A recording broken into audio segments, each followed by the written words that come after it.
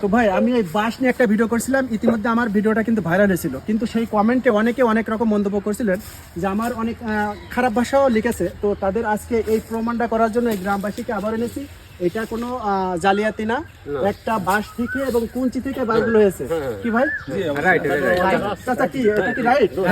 আমি কোনো ভুল বলছি না? না ঠিক ঠিক। তো অনেকেই কমেন্ট করছিলেন যে আসলে আমি মিথ্যা প্রচার করছি, আসলে মিথ্যা না, এটা বাস্তব।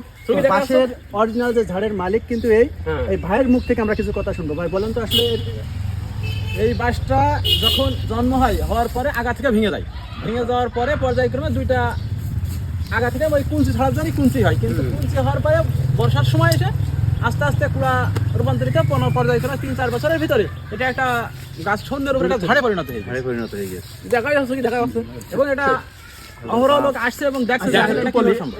এই জাতীয় ঝাড় আপনাদের আশপাশে কি আর আছে? না না না, এই একটা মানে আপনার বয়সে প্রথম দেখছেন। তো বন্ধুরা দেখেন এই ভিডিওটা একটু বেশি বেশি শেয়ার করবেন। এই বাসটা প্রথম যখন হয় আমার বাড়ি আছে এই আচ্ছা ভিতরে আসেন আপনি। এ প্রথম থেকেই আমি এর যত্ন করেছি যে কেউ কুঞ্চু না কাটে, আমি সেইভাবে গড়ে তুলেছি। তারপরে কুঞ্চু কাটতে দিইনি আমি। তারপরেও তো অনেকে তো বিশ্বাস করছে না যে আমরা ভুল তথ্য দিচ্ছি, মিথ্যা ভিডিও দিচ্ছি। না, এটা আসলে এটা কুঞ্চি থেকে হয়নি। এটা বাস্তব সত্যি, না বিশ্বাস করার কোনো অবকাশ নেই। অবকাশ নেই। আচ্ছা দেখা যাচ্ছে কি দেখা যাচ্ছে না, এটা নিজে হাতে করে তৈরি করার মতো আল্লাহর তৈরি, আল্লাহ করেছে। এবং আমি প্রাকৃতিক দান, এক কথা। কুঞ্চির উপরে বাঁশের ঝাড়, তাই তো? দর্শক এই ভিডিওটি সর্বোচ্চ শেয়ার করবেন।